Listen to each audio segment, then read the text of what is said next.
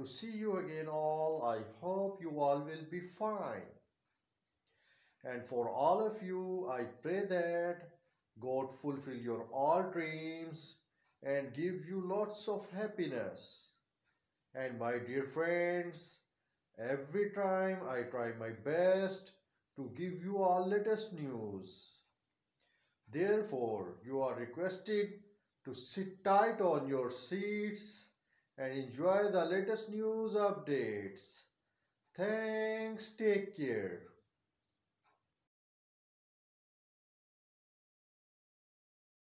Iraq's Deputy Parliament Speaker on Friday called on the United Nations and the Inter-Parliamentary Union (IPU) to help prevent the recurrence of aggressions against his country.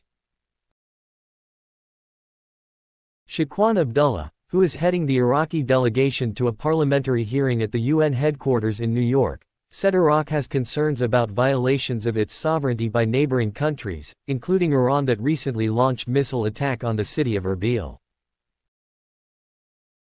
The military attacks by the United States on our territory have also increased tensions and negatively affected stability in Iraq and the region, he said. Abdullah stressed that international peace could not be strengthened without respecting international law and preventing violations of Iraq's borders. He called on the UN and IPU to exercise their responsibilities in maintaining international peace and security and stand by Iraq to prevent the recurrence of military aggressions. If these aggressions continue, they will destabilize the situation and create more space for crises and conflicts, he warned. Abdullah also reiterated Iraq's rejection of being turned into an arena for regional and international conflicts. He called for an end to the military operations against the Palestinian people in Gaza and for the urgent delivery of humanitarian aid to support the Palestinians in their quest for an independent state. And on Friday, Sheikh Nahyan bin Mubarak Al Nahyan, the Emirati Minister of Tolerance and Coexistence, received Ivan Faik Habro, Minister of Immigration and Displacement in Iraq. According to the Sharjah 24, Sheikh Nahyan extended a warm welcome to the Iraqi minister and discussed regional and international issues of mutual concern with her. Discussions centered on enhancing the robust strategic relations between the United Arab Emirates and the Republic of Iraq, aiming to advance shared interests.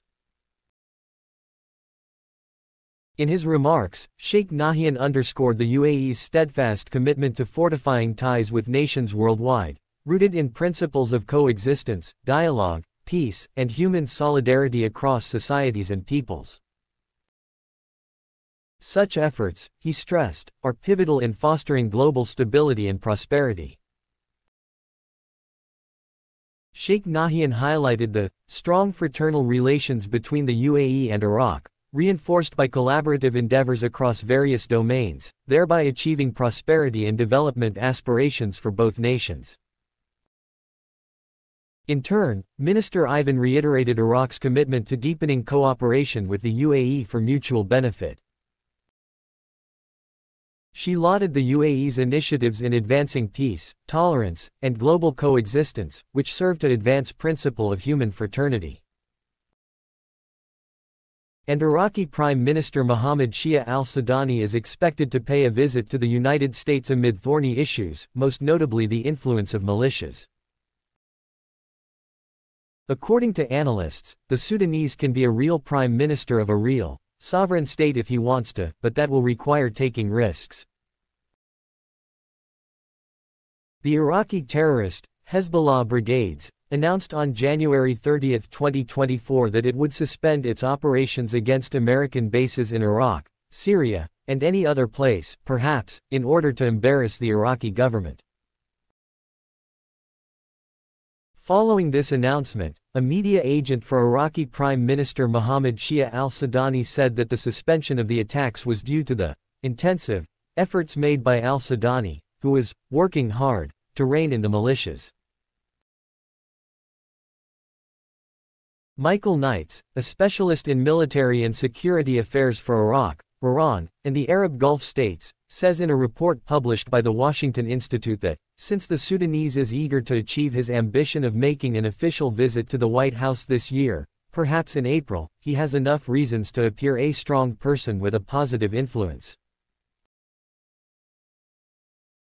Knights adds that for al-Sudani, like any leader in the world who tries to maintain respect inside and outside his country, his acceptance into the Oval Office is the gold standard for him to gain international support, and this would enhance his chances of being appointed again after the general elections in October 2025 in Iraq.